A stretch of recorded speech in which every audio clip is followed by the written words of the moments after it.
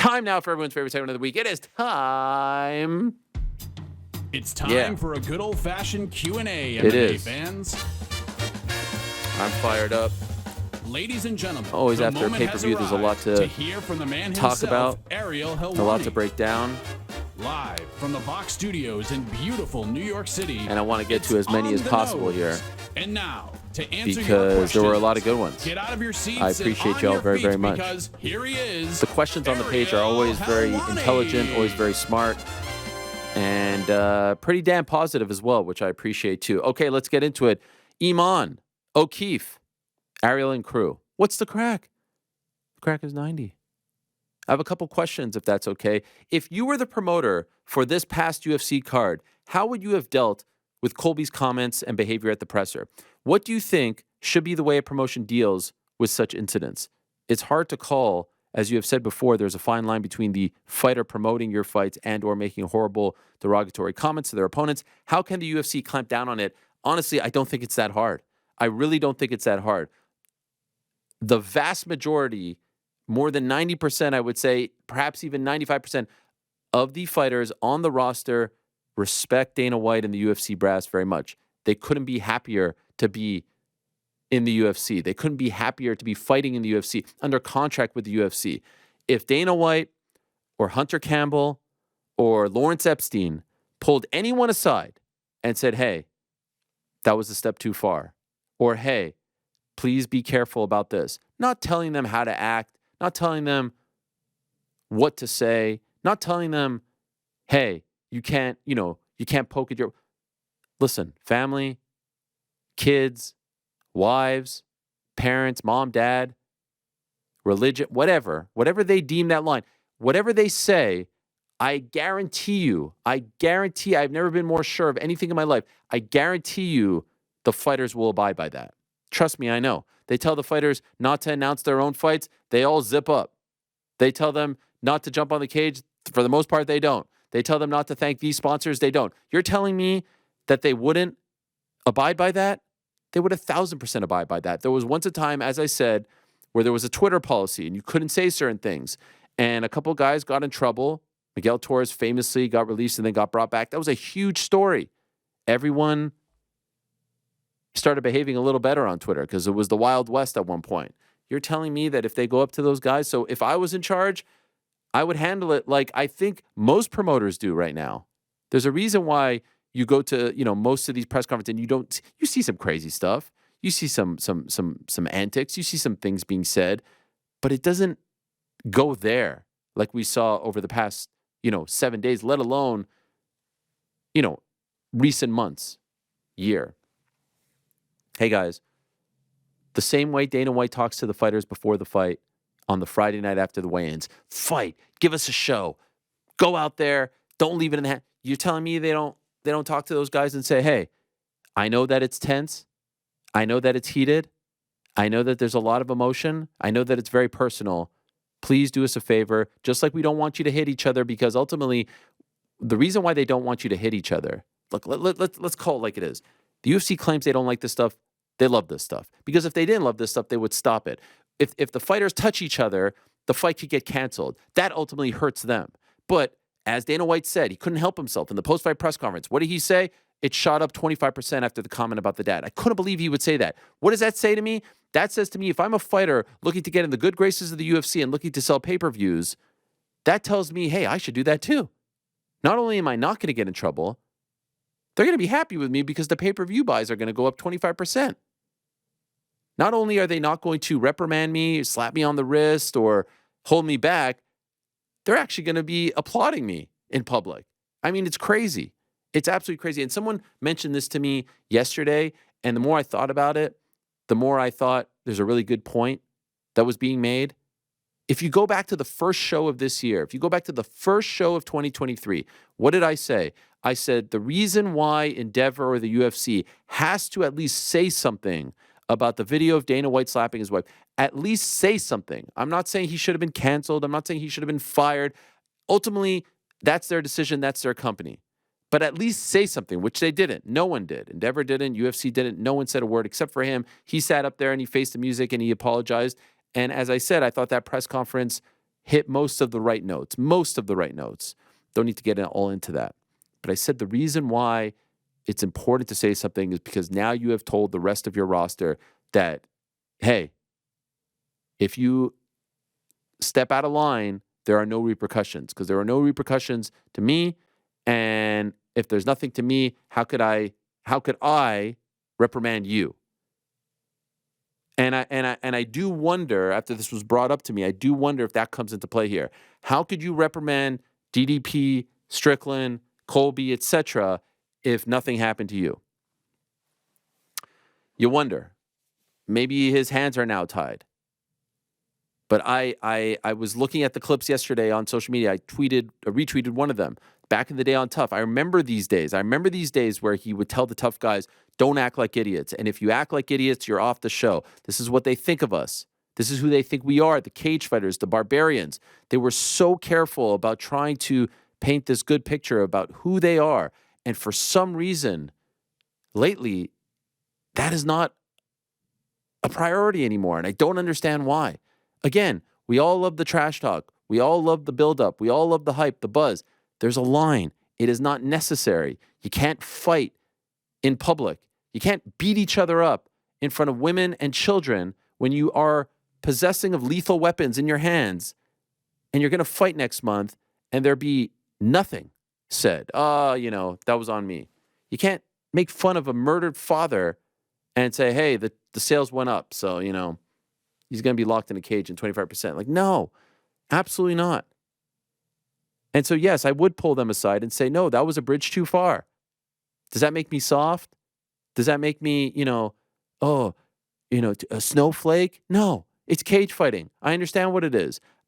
I like the rough and rugged, and this is why I've been here for 20 plus years doing this. 2001, I started my show in Syracuse because it was rough around the edges, because it was in corporate, because of this, that. But still, it can't be the freaking wild, wild, wild west. There has to be a line. There's a line in every walk of life.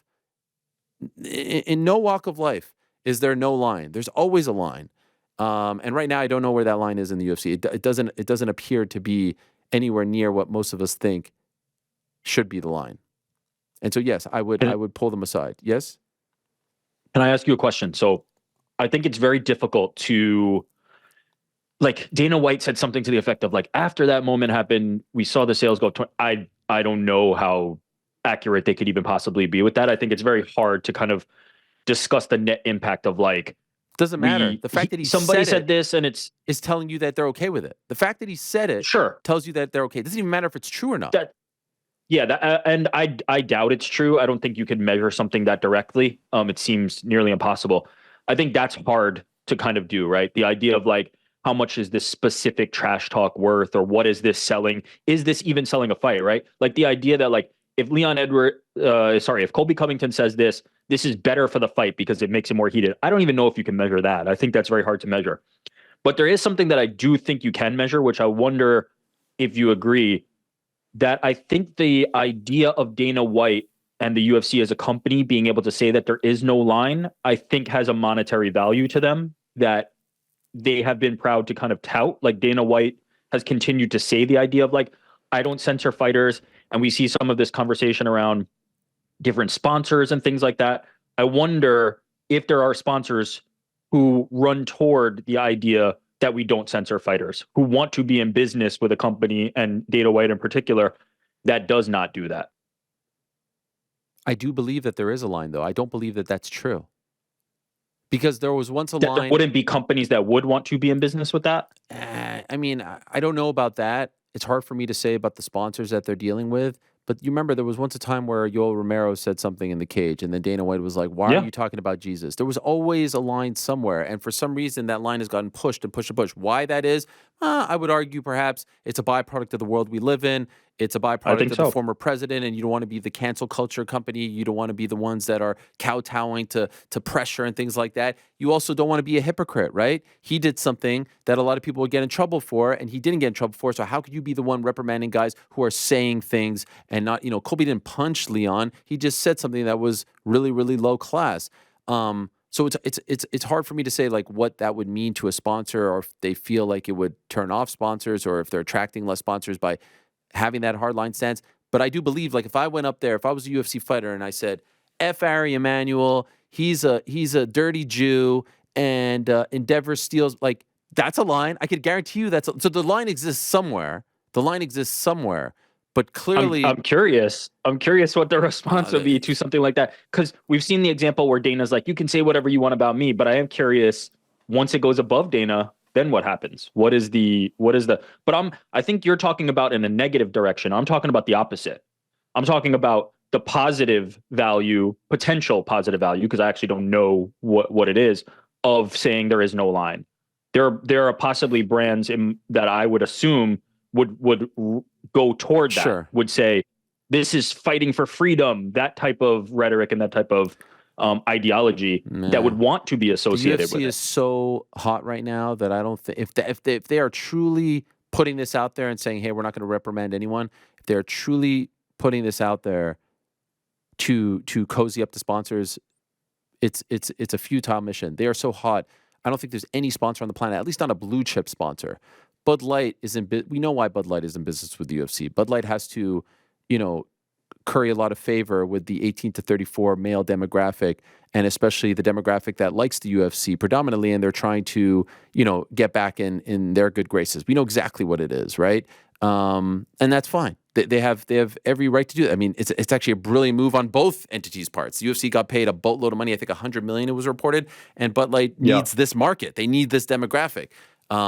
So it makes a lot of sense. I don't know if there's any sponsor out there that would run to this.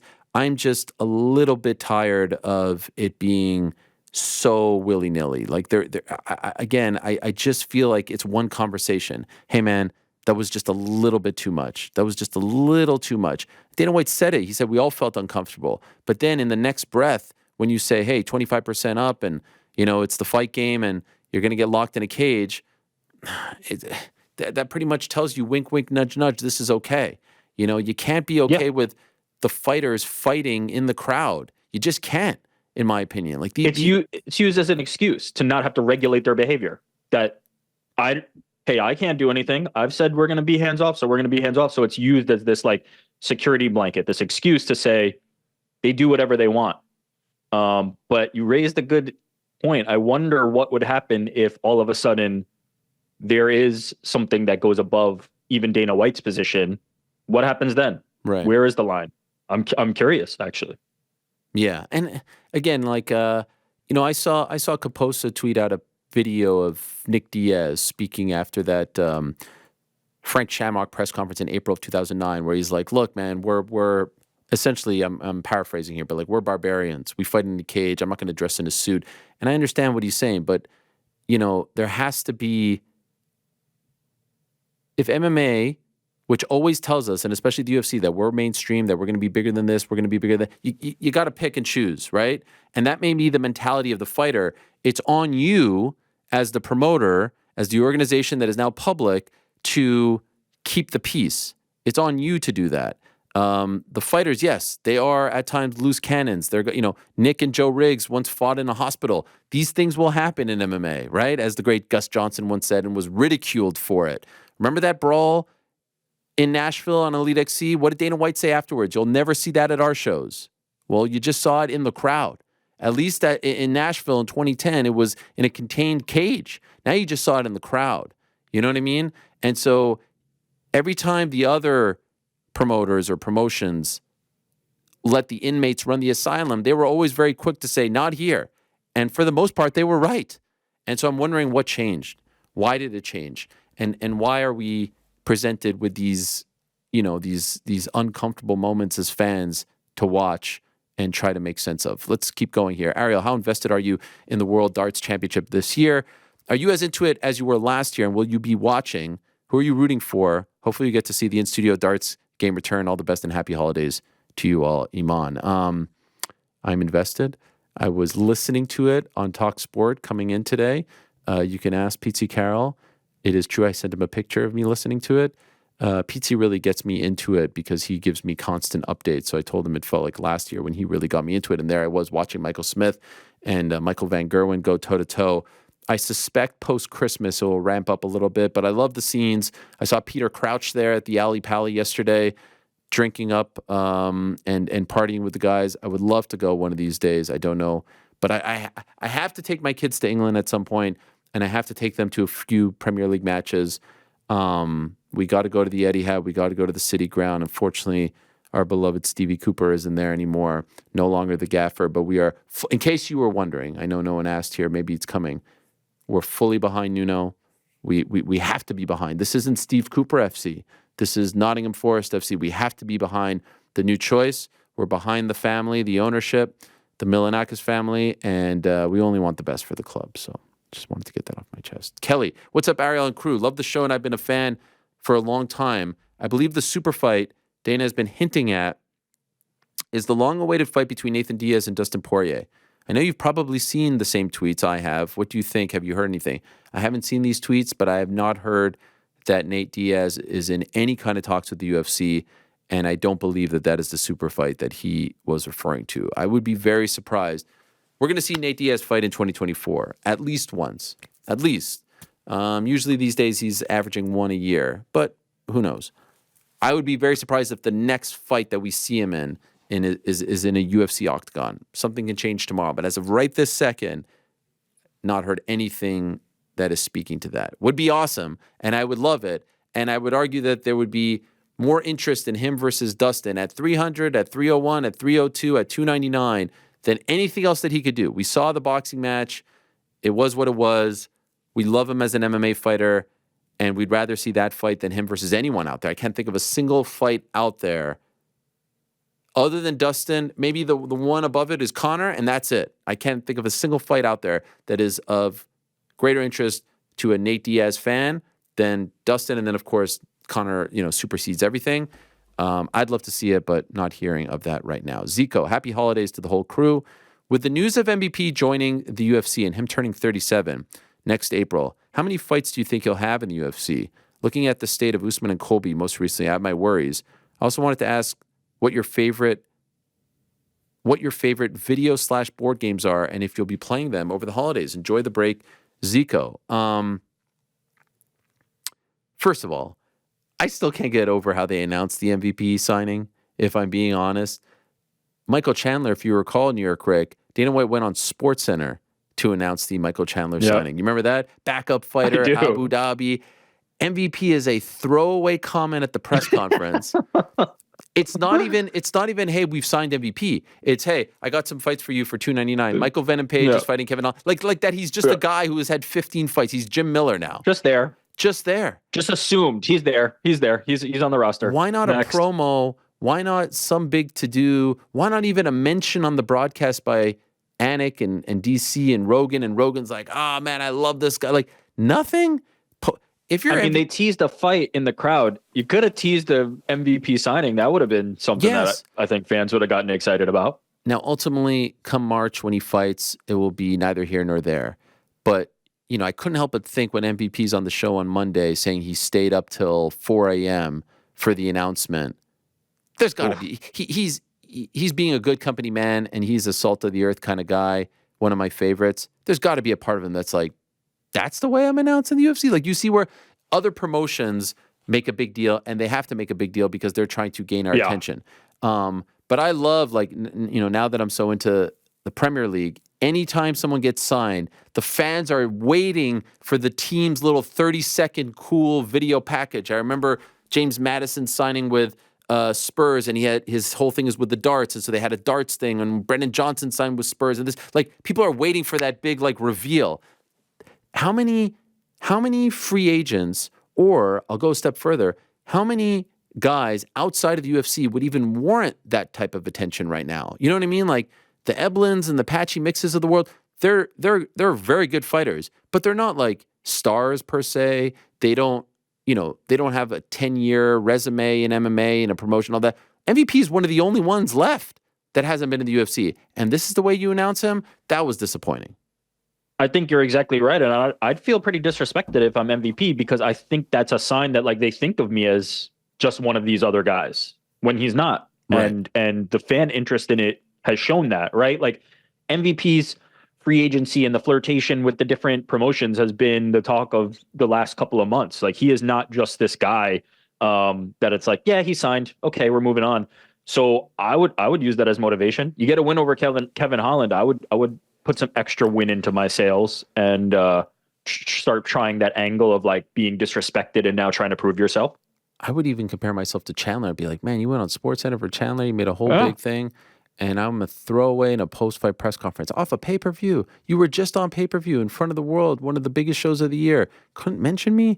I don't know. That one was weird. The one thing I'll say is having not been a champion, right? That's the one element that I think, in this mix, because it's very easy if you're Michael Chandler. So you come over, popular. the Chiron says former Bellator. Hey, I just said, I agree with you. I think they botched the MVP thing 100%, and I would feel disrespected if I were him. But there is an element that like you can just say Michael Chandler, former Bellator champion, Patchy Mix, whoever, former Bellator champion, Johnny Eblen. He does not have that, and I think that probably factors into it. But I would take it some kind of way if I was him.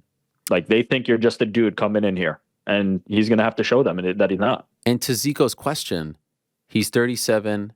Yeah, put him on the fast track. You beat Kevin Holland, give him one more. If Leon is the champion, do Leon versus MVP. Do it in the UK. Brit versus Brit for the belt. Just a sign of how far UK MMA has come. They're no longer, token pieces on the card. So yeah, I would say put him on the fast track, book him. Chandler beat Hangman and then got a title shot. And again, to your point, Rick, I know he's not a former champion, all this, but like, let's go. And there are people waiting at welterweight, right? Like Shavkat is waiting. I'm just saying, put him on the fast track. 37, as he said, and I was referencing a Chandler line when he signed, not here for a long time, here for a good time. As far as video/board games, my daughter loves Life these days and Candyland, but I'm all into 2K. I love NBA 2K. I mean, it is an incredible game. I don't know why no one has told me about this, but I'm locked in. Is Frank back? Hey, what's happening? Frank! Hello. Where have you been? Yeah, it's just down the street. Grandma's dead. Oh, wait. No, what? You don't know that? You don't know that show? Do you remember is it High School High? No, Summer Heights High. Summer Heights High. Where have you been, bitch? Grandma's dead. Come on, someone knows that. Oh, no. You don't know that? All right. Don't know that one. Come on, someone's seen Summer Heights High. Rick, you've seen it? Everyone back here is shaking. Never even heard of it. Don't know what we're talking about right now. Summer Heights High. Where have you You're been, more bitch? like a Degrassi kind of guy. No. Someone please in New Zealand or What Australia. is Summer Heights High? Was an incredible show on HBO by a comedian who played all the characters. One season. Oh yes, this looks familiar, but I've never seen it. Not one season. This guy is prolific. He is a huge star in the Anzac region. Anyway, he played a female character I've seen memes of for sure. Incredible 100%. Show. You see, you guys like to kid that I'm not cultured. Like, it's 10x. Look at you pulling deep. It was only one season. Yeah. It's 10x. No, this guy is like, that's like saying like The Office in the UK was 3 seasons, yet it lives on in infamy. It's like, people think it's like 20 seasons because it's like quoted from. Anyway, Frank, great to see you. You doing all right? Yeah, man. Or great to hear from you. Yeah, that works too. You're the video/board game guy. So what are we playing this holiday season? So honestly, some chess. Okay. Keep it old school. Look at you. And then I guess the Tomb Raider that came out in like 2013. I've been dabbling with that. What system? This is a PS3 game that was remastered for the PS4, and I'm playing it on the PS5. Wow. How the hell did you pull that off? That's just what they do these days. Wow. What about you guys? GC? Chess, though. Chess. You always clam up when I ask you to play in the set in the hallway. I'll bring my set, Oh, man. wow. No, we have one here. Oh, do we? Yeah, all right. He doesn't want that smoke. He acts like he doesn't I even think know what it is. I think like you our guys could live relationship. stream this and get some viewers. I think you guys could live stream this and the fans would tune in. He doesn't want it. I'm You playing guys- Hogwarts Man. Legacy right now. Frankie. What is that? Harry Potter? Yeah. On what? The Switch. Oh, okay. They're running the old Switch. Yes, nice. We used to be a Switch family. Then we upgraded to PS5. Yeah. That's a nice sweater. What do you got there? Oh, it's a little MMA themed Christmas sweater. Wow. Oh, Conor Wow. Mac. Wow, that is incredible. You just casually Yeah, wearing that that thing? nasty. Yeah, the thing's nice. Santa hat. I love that. From Got the who? beard. Maybe fire up the fire later on. Get a little cozy in here. From who? From who? This sweater? Yeah. Oh, I got my people. All right. Wow, that is nice. It is nice. It's very. Yeah, that is Very pretty good. Shout out to Josh Second Lev. time donning it.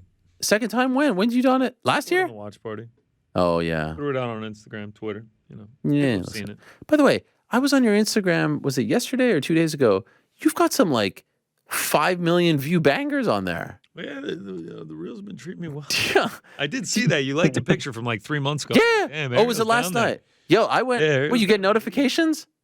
I mean, yeah, I got a notification because no one had liked the picture in like 3 months. But Yeah. I was like, Ariel Helwani liked this picture. I was like, Well, I don't know. Helwani's sneaking. No, I wasn't sneaking. I saw something.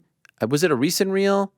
I don't know. You know, sometimes things pop up and it's like totally out of order. And I was like, shit, there's a lot of likes on this. And then I click on it and it's like 46,000 likes and then it's like 1.5 million views. I was like, yo, is this guy fucking quietly killing it on the reels? Those are the reels, man. Lo and Crank up behold, the TikTok. yeah, 24 might start up the old TT.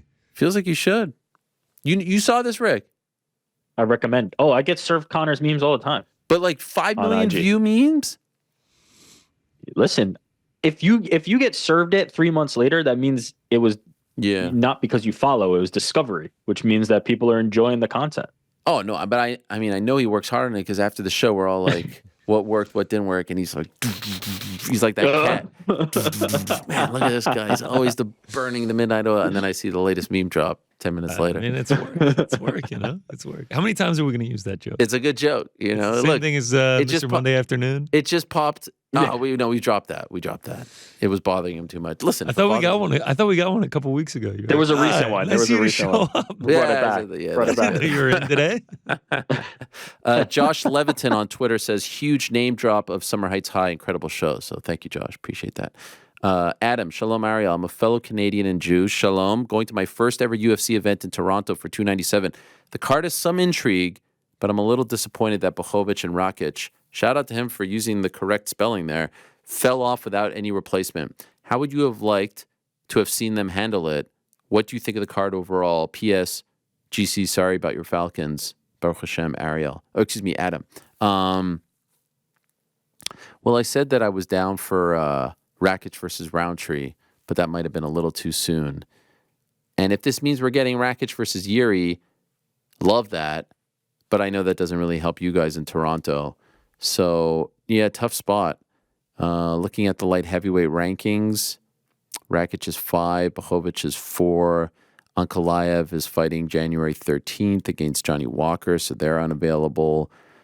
Obviously don't want Anthony Smith to be fighting anytime soon.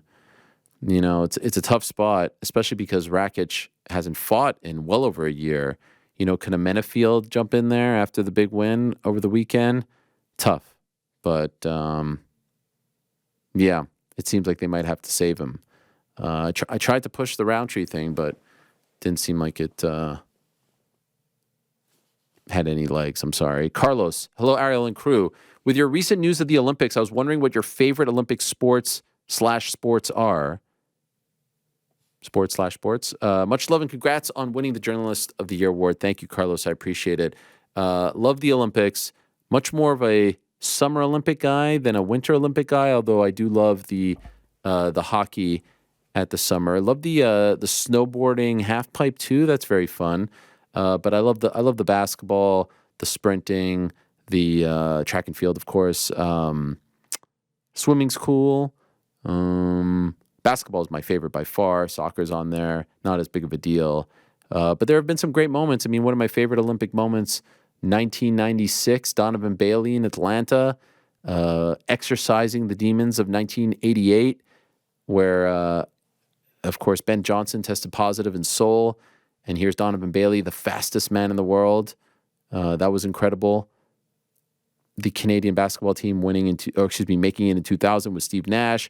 Obviously, the Canadian hockey team, the Golden Goal in 2010. Curling's fun. Speed skating is fun. I'm just really excited to be there, and especially because it's for the CBC. I've never really worked for a Canadian network, and the CBC, for those that don't know, is our version of the BBC, and it's an institution in Canada. Like, it doesn't get any bigger than that. And they have been the Canadian broadcaster of the Olympics for as long as I've been alive. Iconic logo, iconic music. Hockey Night in Canada, all that stuff. So a very, very, very, very, very, very big deal and a huge honor. I'm a massive handball guy. Is that true? Summer Olympics, love it. It's You know what's fun? it's dynamite. So do you also Exciting like as it gets. do you also like water polo?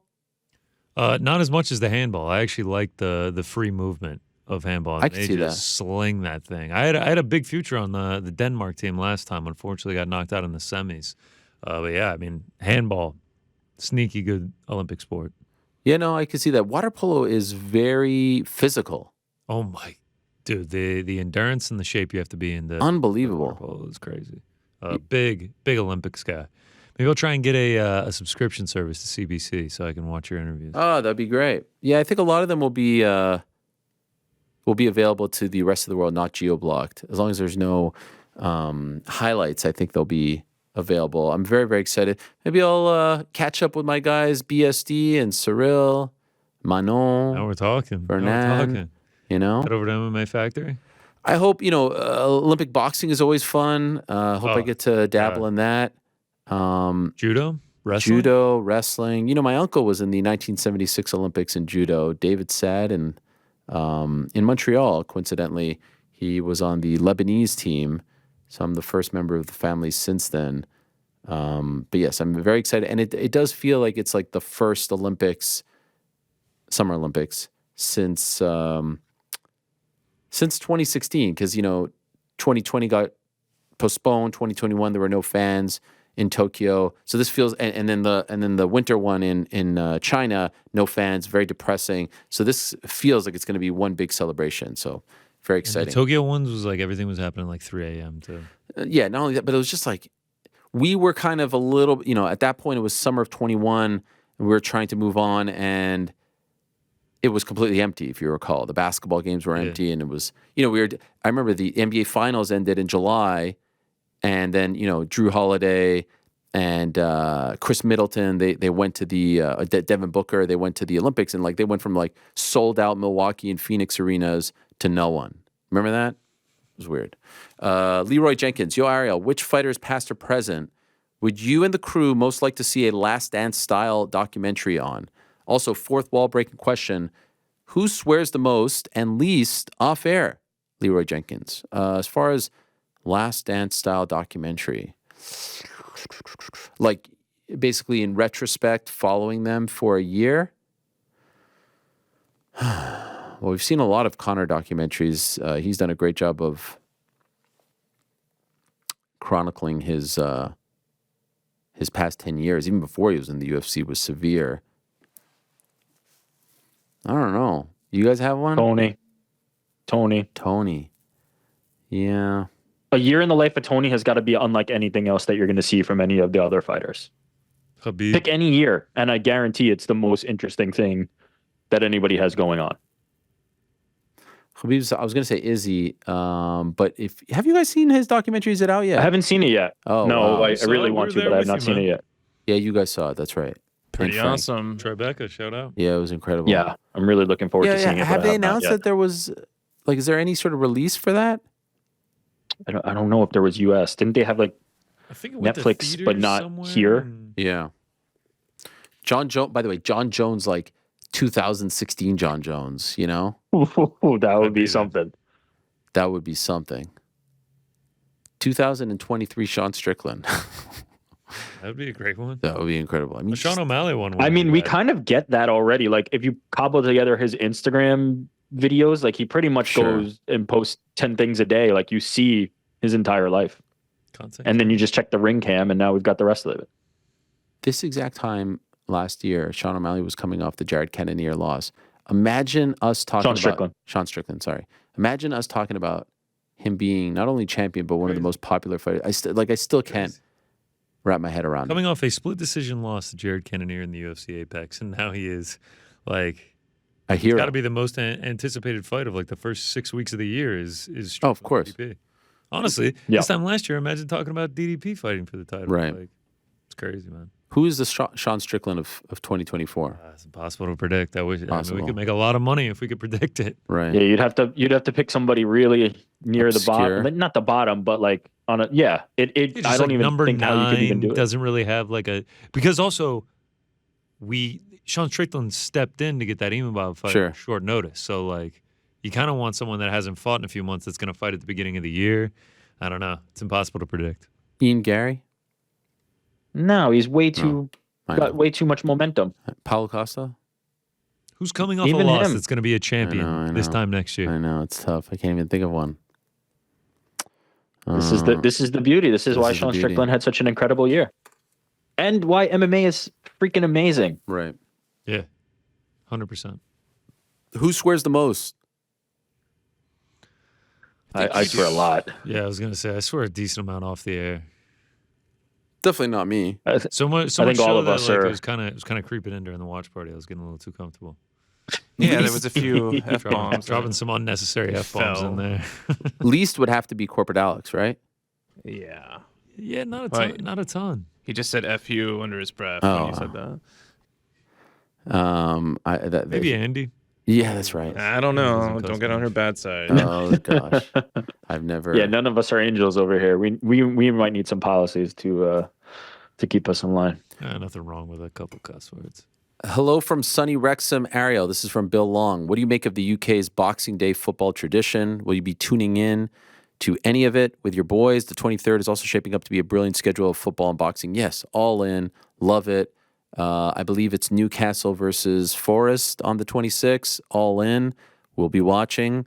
I believe they played United last year. That was a tough one.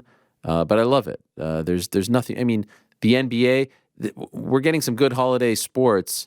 And I feel for the players and I feel for the crew. I got to work on one NBA Christmas Day game. Actually, two. How can I forget? Two. One was in 2019 in Toronto, the first ever Christmas Day game in Toronto, Raptors Celtics. And then 2020, I got to work in a empty TD Garden, like something that I'll look back on, and I still can't believe it. Like it was empty. This was height of the pandemic. Nets, Celtics. Obviously, those days are behind us, but it's always fun. It's always fun to be a part of that and to watch that. And so Christmas, you get NBA and NFL.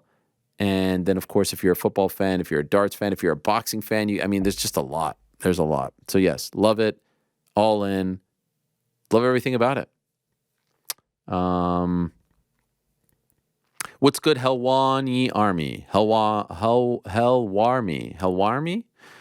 We've all seen you frequently showcase your borderline freakish ability to pull precise dates and numbers of notable events in MMA history out of thin air. My question today is, if you had to assemble a crack team to go head-to-head against anyone in all things MMA trivia, who gets a spot on Helwani's team? This could be fighters, broadcasters, journalists, or even just personal friends of yours. Thanks again for everything you do. Happy holidays to everyone in studio. Danny from Donnie. Shane Burgos has a good memory when it comes to this stuff. Cheeto Vera has a good memory. I don't know if the wacky tobacco affects any of that. Do people still call it wacky tobacco, or is that No, they haven't done that in 7 okay? years. Probably But not it in a few still decades. works. It still works. You knew exactly what I was talking about. Absolutely. Because we're old. Right. Cheeto, if I'm picking like a Family Feud team. I feel like Israel, right? Israel's got a pretty good memory Yeah. when it comes to especially the early stuff. He knows all that stuff photographically. Anthony Smith, Yeah. he's a real student of the game. So I'm cool with that team. Me, Cheeto, Burgos, Izzy, Anthony Smith. GC for modern era stuff. He'll take you home, you know? Yeah. No, for sure. I mean, who headlined 287? Izzy and Alex, even I know that one. Oh, fuck. It's crazy. You ask me right now who headlined 98, I tell you. 287, I have no idea. I know. How's that possible? It's Is it not maybe- the pay-per-views. Is it GC maybe can pull because up I like was the there fight and night not from there? I don't know. Yeah, 100%. Yeah. That makes a big difference. But yeah, no, I'd be worthless and GC would be super clutch for the modern stuff. Bakri, salut de Montréal. Ah, bonjour. A few weeks ago, I watched both the McGregor and Jake Paul documentaries on Netflix, both of which you were an important feature in. How does the recording of these documentaries work? What does the process look like for you when you're asked to be a part of them? Still waiting for that Montreal meet and greet. I'd love to do it. I really would. And I mean, yeah, it would mean a lot. I think you do great numbers here. I appreciate it. Happy holidays. The McGregor one was super interesting because, again, I think that was 21 that we recorded it. It might have been 22. But I've never done a documentary like that before. And actually, I didn't realize what I was doing it for because I did it from home. I did it from my setup where I do, my home shows with the bookshelf and back. And they were asking me questions via Zoom, and I just recorded it locally on QuickTime and sent them the file. So as you can see, I'm not on it visually. You just hear my voice. Usually when you do the documentaries, you have to go sit somewhere, you have to record it, all that stuff. But for whatever reason, I don't know if it was a stylistic thing or budget thing. They didn't actually shoot any of these, and I think it kind of worked. Unless you're like a super casual fan, you're like, who's this Ariel guy speaking, or who's this Owen Roddy guy speaking? There weren't too many voices. Historically, you want to establish that person by seeing them in the present day. Like you see The Last Dance, right? You see Scottie Pippen, you see Michael Jordan, you see Jerry Reinsdorf and Phil Jackson, and then you just hear their voice after you've established them. Here, they did it differently. So for that particular one, I was home. For the Jake Paul one, I went to some warehouse in Newark to do that, and they called me just a couple of days before. You sit down and you just answer a bunch of questions, and you hope that they don't cut up your words and take you out of context. There's an MMA documentary, I won't steal its thunder, coming out in late January on a pretty big platform that we did the interview here for. So I think that's going to be a good one. So yeah, it's always cool to be a part of that, and people recognize that you have some sort of, I don't know, standing or reputation within the sport, and you can speak about these things. They could sometimes last very long, like 1 to 2 hours, but those ones were very enjoyable and pretty easy. Shajarbak, CCG. Hi, Ariel, New York, Rick, GC, and Frank. Longtime MMA Hour listener. First time on the nose poster. I'm a huge UFC fan and have been for some time.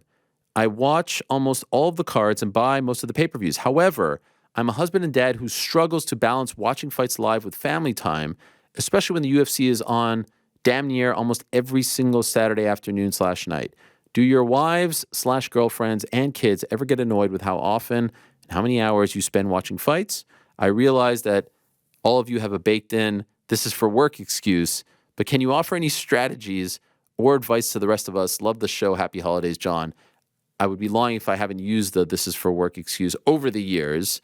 Recently, I didn't go to a function because it was the December 9th Saturday night there was BKFC, and there was UFC in Austin, and there was Haney Prograis, and I think there was even one other thing too. Don't have to use it all the time. They're just kind of, used to it. I will say one thing that has helped immensely is just streaming, right? There was once a time where you couldn't watch things on your phone. So now there's times where, the prelims are going on if it's an early day card and I'm at my kid's soccer, and I'll just have, I'll just listen to it like I'm listening to it on the radio. And then I'll pull it up if something's happening. Also, it's on Sirius. So if you're driving around, you can listen to it now on SiriusXM Fight Nation. But yeah, I mean, it is our job. It does take up a lot of time on the weekends. But I mean, who are we to complain? I feel like we all may have different perspectives on this, because Rick, first of all, you have 3 young children, but you also, because of your job in social media, kind of have to be locked in. You can't just be like out and about when these fights are happening if you're covering it from a social media perspective. So Saturday, I'm off limits. Daddy's at work. Okay. But to be honest, like most of the time, most of these cards are happening at night. So kids are getting ready for bed or in bed already when the bulk of the important stuff is happening. So I don't have to sacrifice too much. Right. So yeah, the cards themselves are actually not the more time consuming part of my job. It's the rest of the week. Because we're doing this show on Monday, Wednesday in the middle of the day. The social media does not go to sleep in the middle of the day on Monday, on Tuesday, Thursday, Friday. So actually Saturday nights are the easiest ones in terms of balancing the family for me. I spend all a Saturday morning practically with the kids and family, and then Saturday night I'm locked in. So I don't have that issue. There was once a time where I loved the day cards, But once the kids get older, you actually kind of like the later cards. Now, 10-1 is not my favorite. 7-10 would be my favorite. As far as main card, that's PM Eastern.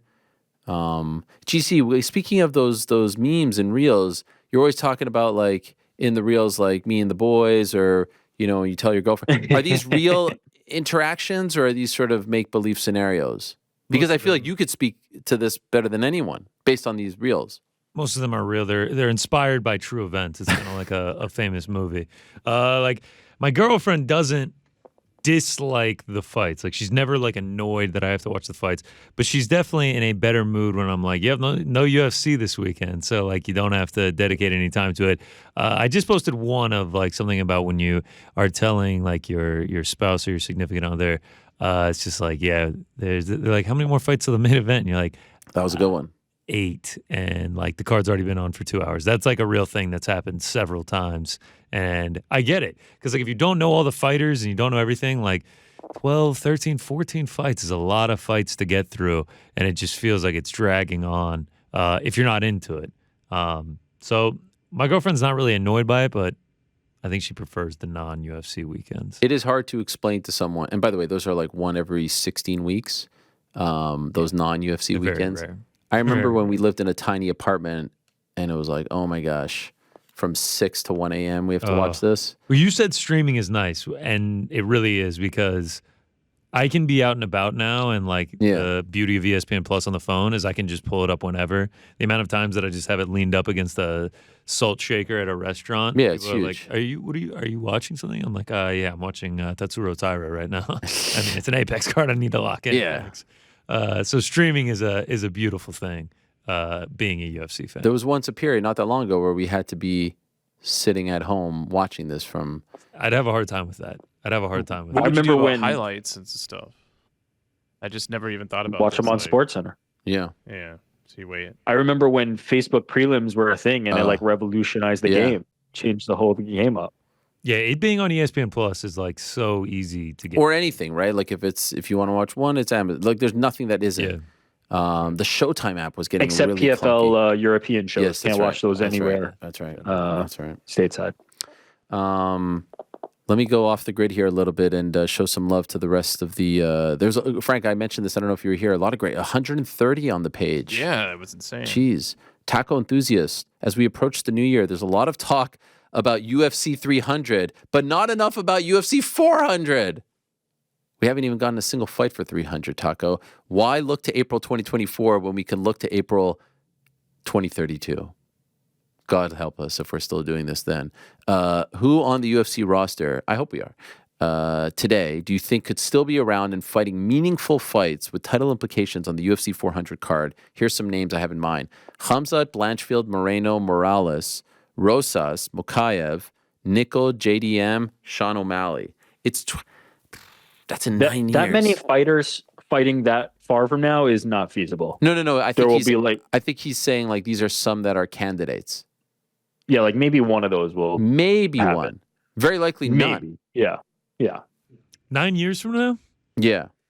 I bet there'll be a couple. Will they be fighting meaningful fights? I don't know.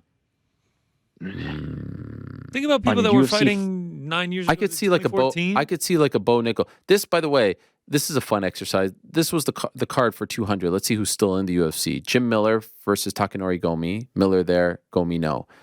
Musasi Thiago Santos. Musasi no, Santos no. Lozon Sanchez. Sanchez no. Lozon's kind of like half in, but not really. He's in. We're going to count it. We're going to count it. So that's 2. Northcutt, Enrique Maran. Neither. Nope. Dillashaw, Sunsao, Dillashaw in, that's 3. Gaslam Hendricks, Gaslam in. I mean, he's still in meaningful fights. Yeah, right? You know what? Maybe there's gonna be a few. Pena Zingano, Pena in. About to fight for the belt, one presumes, later on next year. Zingano out. Kane out. Travis Brown out. Aldo out. Edgar out. Cormier out. Silva out. Brock out. Hunt out. Tate in.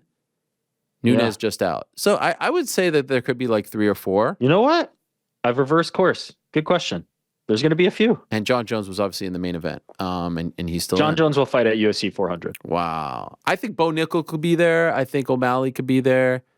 I think there could be quite a few. I'm looking at the rankings from July of 2016 when UFC 200 took place. There are a lot of ranked fighters that are still around.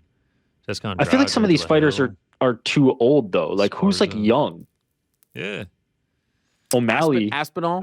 Aspinall. He could be At in heavyweight? Yeah. Yeah, he could definitely still be around. Yeah, Aspinall could. Aspinall definitely could. I mean, at this point, it's only like 7 years. Aljamain Sterling was a ranked bantamweight. Ian 7 years Gary. ago. Cody Garbrandt. Who's the 25 under 25 for MMA? Who's like number one on that list? Tatsuro Taira. Just mentioned him. Yeah. Juliana Pena was a ranked bantamweight back in 2016. Misha Tate. Still Holly is? Holm. Oh yeah, Valentin Makayev, Blanchfield, some of the ones you mentioned. Yeah. Max Holloway. Tyra was a for ranked sure. featherweight. It's a fun exercise.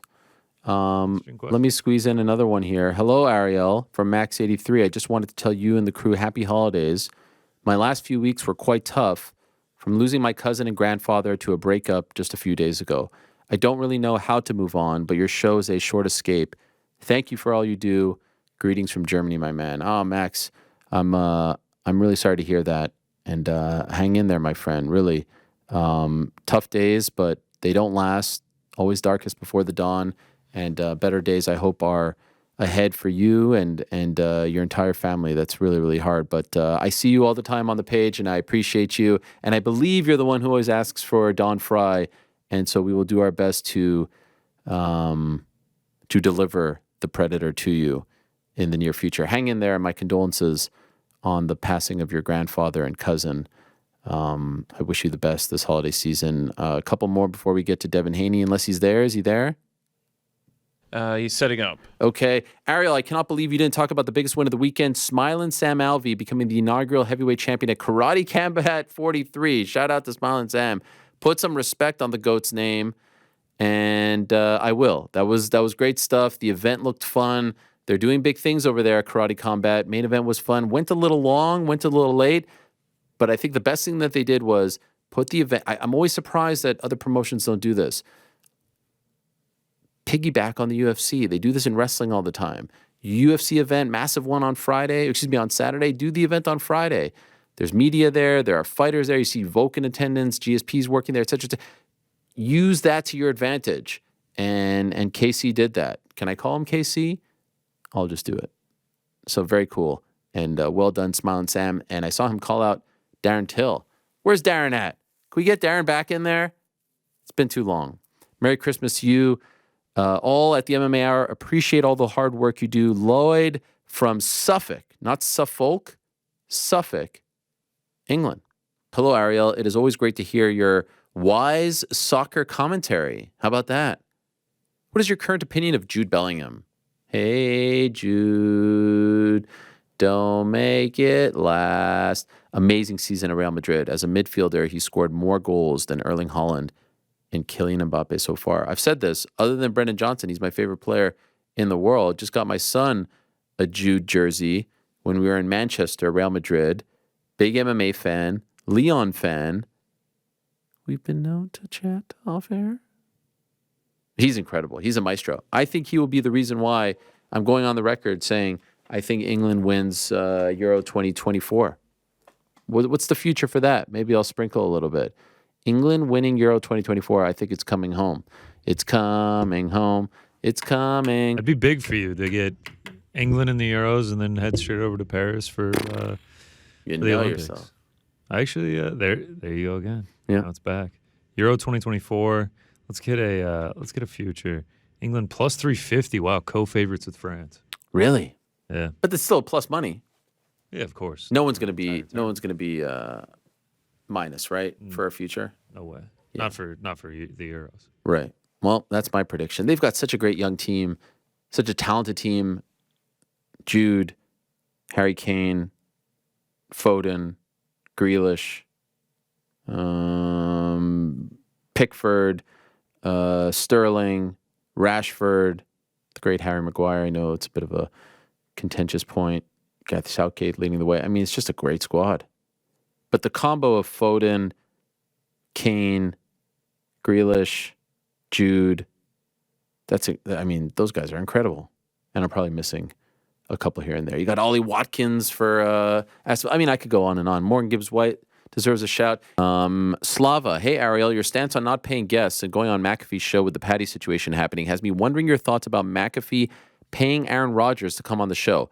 I thought McAfee made a good point about Rodgers coming on as a guest, greatly helping him build a platform, and he thought it was only fair to repay the favor with compensation, though Rodgers never asked. What are your general thoughts about this, and does Pat McAfee's status as a pseudo-journalist matter? Slava, great question.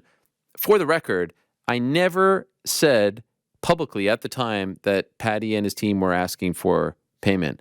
What I said was, I was on McAfee's show the same day, and I said, hey, Pat, have you ever been asked for payment? He said no, and that would be a deal breaker for me. Unbeknownst to me, at the same time, Graham, Patty's manager, had posted something on social media saying, hey, fighters, know your worth. Don't go on these shows for free. People put two and two together. And so what happened was the weigh-ins later that day. No, it wasn't the weigh-ins. It was, or maybe it was the weigh-ins. Yeah, it was the weigh-ins. It was on the Friday.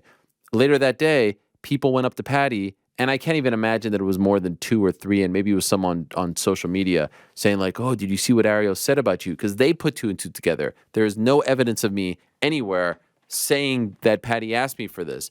But he got mad about that. He sent the messages, all that stuff and more. And so what this gentleman is asking me, hey, how do you feel about Pat saying at the time he wouldn't pay, and he clearly pays Aaron Rodgers? I don't hold Pat McAfee to the same standard that I would a journalist, because he is not a journalist, and I think he would be the first to say that. The lines have been blurred. I think it's a more interesting question for like an ESPN. Does ESPN feel comfortable with that? And I would say if it's someone who's a weekly contributor on the show, it's a little different than saying, I'm going to pay you for a one-off. Someone who is a weekly contributor on the show is contributing. It's like a set thing. It's a job. If Conor McGregor said to me, I want to come on your show once a week, but I want to get paid, I want to be a weekly contributor on this show, it would not be the same query as Conor saying, I want to come on once to talk about UFC 300, but I want to get paid. Now, I'm not saying I would do either or, but the latter is definitely a no-no. The weekly contributor one is an interesting question to ponder. Ultimately, because he's an active fighter, I think that would be a no-no. If Daniel Cormier or Chael Sonnen, who aren't active fighters and who are, analysts and friends, said, hey, we want to be a weekly contributor on the show, I would not have an issue with it. And they want to get paid. Aaron Rodgers is more of the Conor example because he's an active competitor. And so ultimately, I wouldn't do it. But look, you can't deny that it has helped Pat tremendously. And everyone has their own rules. And the state of the game has changed dramatically. And, everyone, there's a gray area and everyone does whatever they feel comfortable with. But for one-off interviews, I would never pay for it because that's, to me, journalism. And you don't pay for the guests. You don't pay for the access. You don't pay for the opportunity to interview someone on your show. That, to me, breaks the rule. If someone is now an actual contributor to the show, it's a little bit different. So Pat gets to play by his own. Pat creates the rules. He doesn't play by his own. He creates the rules because he's such a behemoth and he's so successful. And look, they have made this into a thing, right? Doesn't Nick Saban appear on the show? And J.J. Watt. J.J. Watt is retired, of course, friend of the program. But yeah, a lot of people have asked me about the Pat thing. That might have been one of the last times I was on his show, to be honest. And I'm not really sure what happened. We had a fun thing going, and I loved going on his show. And then all of a sudden I wasn't on the show. But like, it's not like I had any kind of deal with him. I've gone on Rich Eisen's show, Dan Patrick's show. You're just a guest, and maybe they don't have any interest or use for me. But I was never like an actual contributor on the show. Bonjour, Ariel. Winnipeg, David. This is David from Winnipeg. Slurpee, capital of the world. Of the word? What? Slurpee, capital of the word. I think he meant to say Slurpee, capital of the world. Is it true? I don't know. Long-time listener, first-time asker. I thought I'd ask a question before the break. Have you ever considered compiling a few of your favorite interviews and releasing them into an MMA Hour episode like the MMA Hour Rewind or something like that? And kind of explain why you like the interview, or maybe have a theme like post pay-per-view winners or something similar. It could be released weekly on Fridays. I only ask this because I often find myself at work with nothing to listen to. So I'd like to see you perhaps make a little compilation series of your past interviews and post them on podcasts and or the MMA Fighting YouTube channel for those of us who are all caught up with your show but still want more content. Shout out to those who get caught up with the show and don't complain that there's too much of it. Keep up the great work. Enjoy the holidays. We'll see you next year. Every holiday season, we used to do a best of. There was one year that it was the best of Connor, and then there was the best of interviews.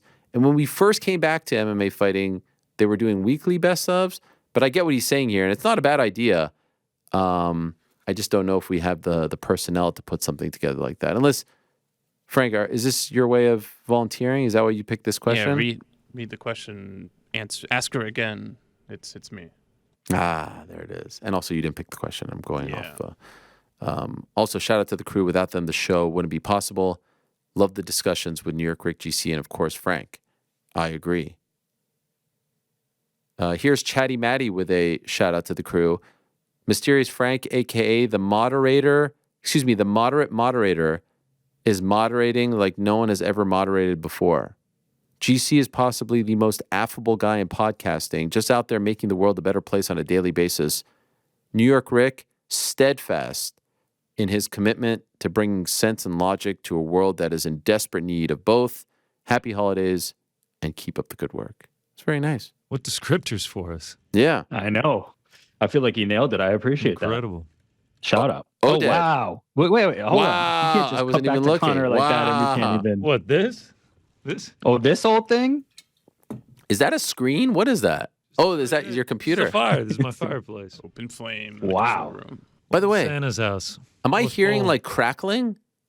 Yeah, that's what fires do when they burn. No, I know, but Crackle, is crackle. Frank doing this at the same time? It's coming from the fire. Yeah, I love it. it's legitimately coming from the fire. Frank got worried for a second when he saw the fire back. Because No, that's it's- how a studio fire would start. It'd No, just be this like, is we're all fantastic. sitting here, and you look back, you're like, nope, yep, that's fire. Where'd you get that outfit? I've had this actually. Okay. This will be the exact getup I wear at my house on Christmas. Are you really? Sweater, beard, hat, everything. The Connor sweater? Oh yeah, for sure. Love it.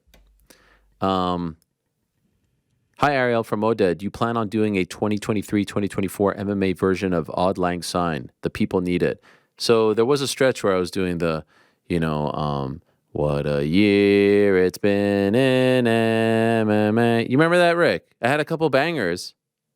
Yeah, you did that this year though. You brought that back when we came back. No, I did. That was the We Didn't Start the Fire. Oh, that's yeah, right. now I that's can't right. hear that You're right. song without thinking. It's about that. tremendous. You But put I it had in the I had a gym few sometime? years where I was doing the Auld Lang Syne MMA version. Was it on the front or the back? Did we do it at the end or did we do it when we came back? Well, there was a couple of times like where we were at the events because you remember UFC used to do an event like January 1st, January 2nd. So I would just do it for the preview show, kind of off the cuff.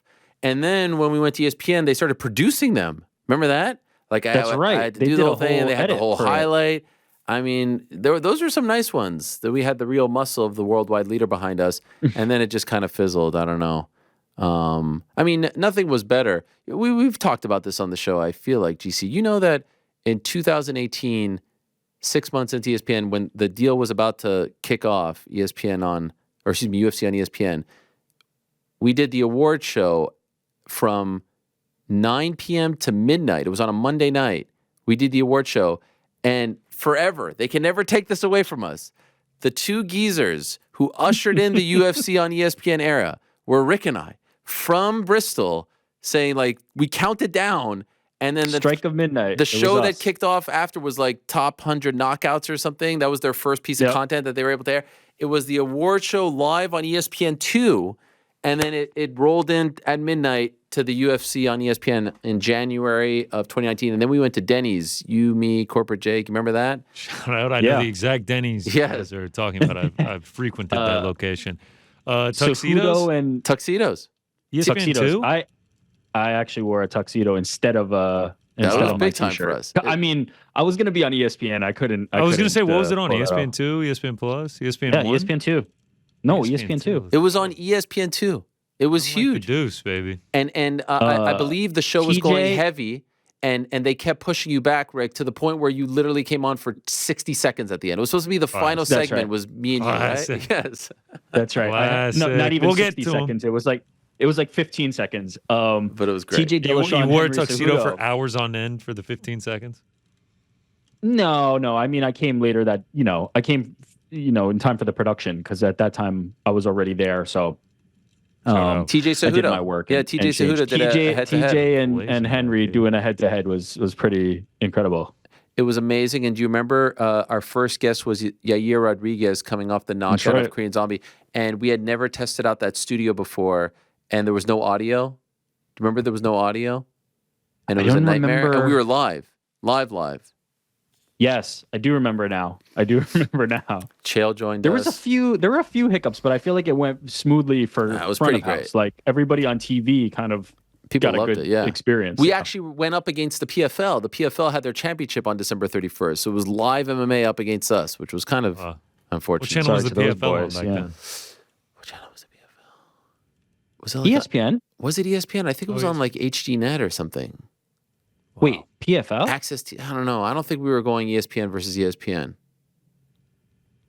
What? Well, when Oh, did? NBCSN. It was on NBCSN. Remember? Oh, I yes, was about you're to say, right. I'd be surprised if PFL was signed before Wait, UFC. That wasn't WSOF. No, when they it were was- PFL, it had- they were it- still on NBC. Yeah, it was a championship. Kayla Harrison. Okay. Yeah. Okay. Yeah. Wow. Yeah, What those a were blast from the days. past.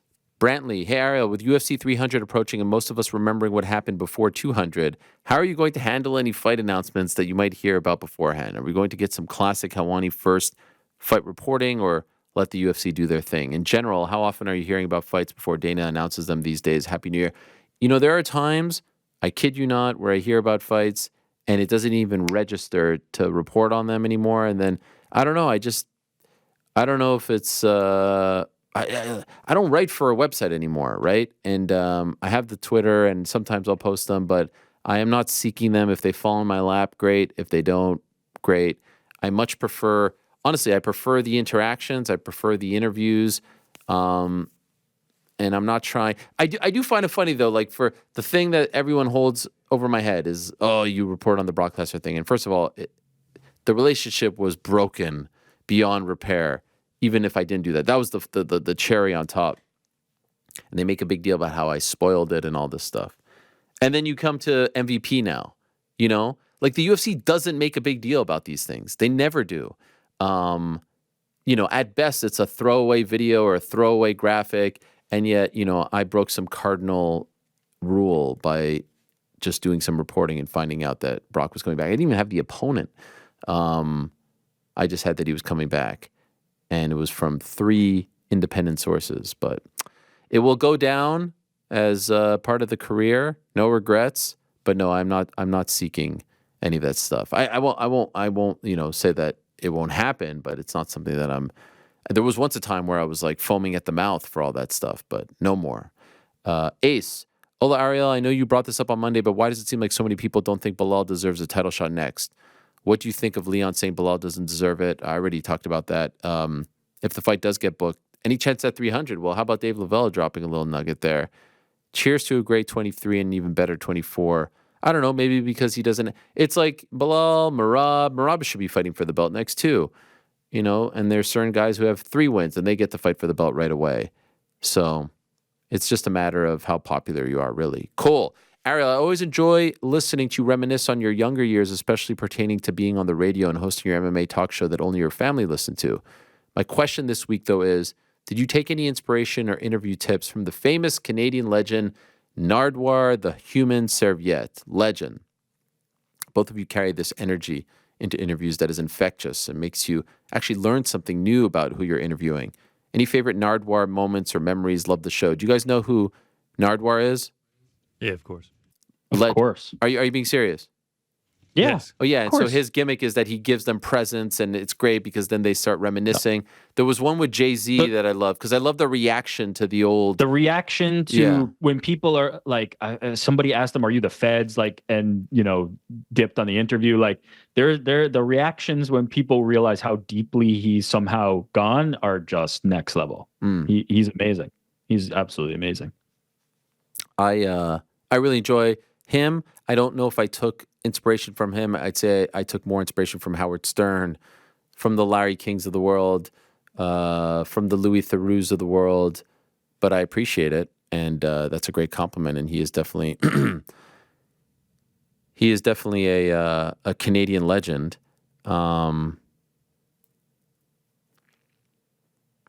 Do you think the welterweight division should stop agreeing to fight Colby so the entire scene can improve from his nonsense? This is from Sean. No, there's going to be people who are going to want to fight him, and he's still a great fighter, and he's still a popular fighter to a lot of people. So no, I don't think that's going to happen. PZ, just a couple more. Hi, Ariel. With the year coming to a close, I'm wondering if there's an MMA Hour interview you had this year that really stands out as your favorite best of the year. We get the usual list of best fighter, best fight on the prestigious MMA Hour award show. However, I don't believe there's a category for best MMA Hour interview. Maybe you can add that category to the list moving forward. FYI, I think my favorite MMA Hour interview this year was the clash you had with Chael about a month ago. Thanks, Ariel and crew. Keep up all the good work you do for the community. I've always felt weird about favorite interview or guest because I feel like that's rude to the other people who gave us time. So I try to abstain from that sort of thing. Do you guys have a favorite? Is there a favorite guest? I gotta be honest. You can't much like the fights themselves, they just all have blended together. It's very hard. Dan and Veronica Hardy. Yeah, it's a fun one. Yeah. Yeah, it's tough. I don't know. I would rather you guys pick that one than us pick that one. Man, a lot of these are really long, and I wish I could get to all of them.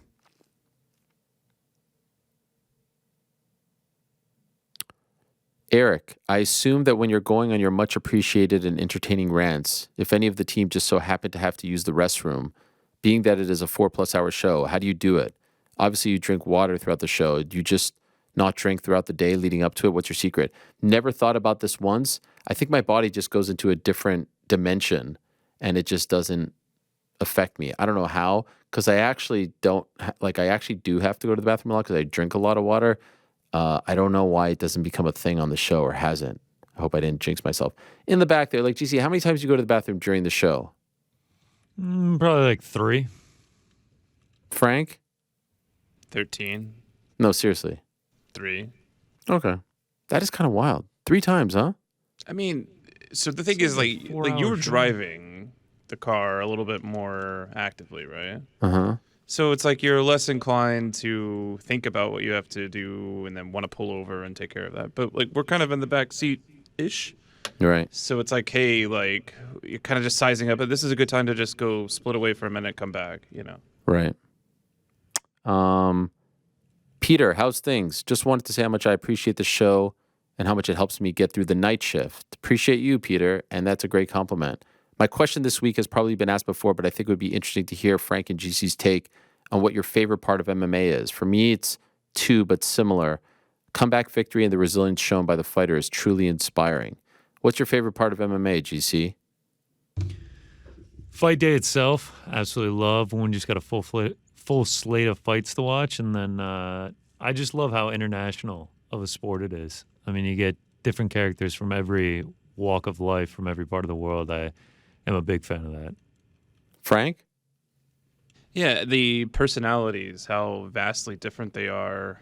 And then because they're really representing themselves, I know some of them come from teams or gyms that they try to back as a whole.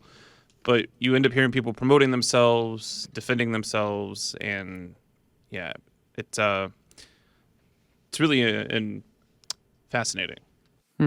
Well said.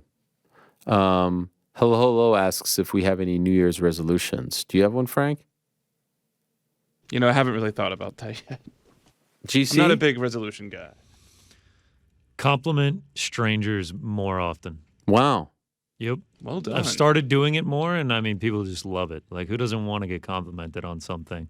And you feel good.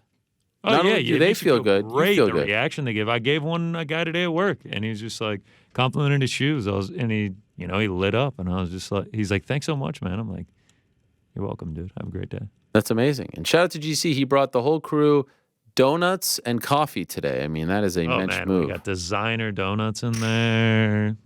Couldn't get any local brew. I know you turned your nose up at the Starbucks. No, It is the finest brew. No. that we could get one of them big traveler things. Rick, do you have one? I don't do resolutions. Nope. That is so on brand. Take by the mine, way. Rick. I mean, Come that's on, pretty take mine. predictable. My resolution right? is to Let's start have one complimenting next people more. year. That is It's a so- great black shirt you have on, Rick. Is that new? It No, feels like you it's know new, this. This is a vintage Strangers. actually. So, Do you just turn them inside out so you get another day out of them? Frank, I have 50 shirts. Why would I need to turn this inside out? This is a great one, guys. Jamie, Ola Ariel, happy holidays to you and the crew. With last week's discussion of tipping, and as a mailman in South Jersey, it had me curious. Do you tip your mailman around the holidays? Congrats on all the recent awards and success. We do. We tip our mailman. We put it in the thingy, and also we tip like. When do you do that? What day? Oh, I don't know. There's no day. It's like around this time, obviously. But I think Frank's joking that he's going to come take the money. Just wanted to see what you do. Yeah. And we also do the UPS and FedEx guy because they come by a lot. And my UPS, my local UPS guy is a gigantic MMA fan, like gigantic, from Ecuador, and So- knows everything about everything. So, yeah. This came up in my home recently. I have a very important question to ask all of you on the back of this. Yes. If you have multiple people that deliver your mail, what do you do? That's tough. Yeah, that's tough. Because if you give something in the mailbox, now the one person gets it. Do you hope that they split it? Do you put it in a card that says like appreciate all of you guys? Like how do you handle that dicey situation? Yeah, I don't know. Just tape a thank you card in there. I don't know if we're doing every single one. I don't know if we're doing. But how do you also ensure I that think- it gets to all of them? The Amazon delivery people. Wow. Oh, geez. I don't even mean that. I'm talking Yeah. multiple mail carriers, right? USPS. If I've got 5 different people who I've spotted delivering my mail, Do you really have 5? it's been a handful. It's definitely been a handful. As Yeah. someone that lives in a large apartment complex, That's tough. It feels like every time I see the mail person, it's someone different. And Yeah, I it's really interesting. never see them. So my answer is no, but big respect to. Yeah. I mean, if I was that's boys awesome. with my mailman, like if it was just one guy that comes day after day, and it's just like my mom kind of has you knock on the door. It's just like, "Hey, doing?" You have a little conversation with them. Yeah, I respect the tipping. My sister-in-law's a mail carrier, and I never thought about tipping the carriers. Wow. Now- in your own now I'm- family. Nice. In your own family. you Now never I'm even like, thought what about am it. I doing?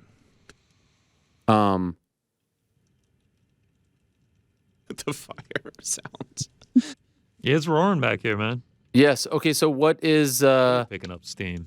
so what is the verdict, Rick? I I say if think you it's have one that ultimately- you're cool with, you tip them. Yeah, I wish it was that. I think it's ultimately just to put it there and hope that they're in the spirit of giving as well, right? Maybe chop it up. But This is I'm literally of the incurable mind that you have to enthusiasm. put something. He's tipping all the house workers and like hasn't gotten to one yet, but they found out that everyone else got their tips first. Yeah, it's a tough situation. You want the people who deserve it to get it, but there's no clean way. There is no clean way. It's tough when you live in an apartment because you actually don't ever really see your mailman, right? Especially if you live in one of those apartments where you have the thing that opens up. Do you have one of those things? No. What- It's just a giant mailroom. yeah, that's what I mean. Like you have like the little key, right? Oh, or you're talking about like it's Yeah. almost like a PO box. Yes. Yeah. So yeah, I've actually never spoken with my mail person. Yeah, and who That knows says if a it's lot. yeah. In any event, those are some good questions. We got 100 more to go through. Yeah, no, I think we're good now. I just wanted to, show love because I think there's a lot of. I mean, I could literally sit here and answer every single one of them, and there's no real duds. And so I appreciate that, and that's why we appreciate the community. We appreciate the fans so very much. Thanks for watching. We appreciate it very much. Hey, if you like this video, give us the old thumbs up. Subscribe as well. You could get many more of these videos on the channel. So please do that. We would love you forever if you did so.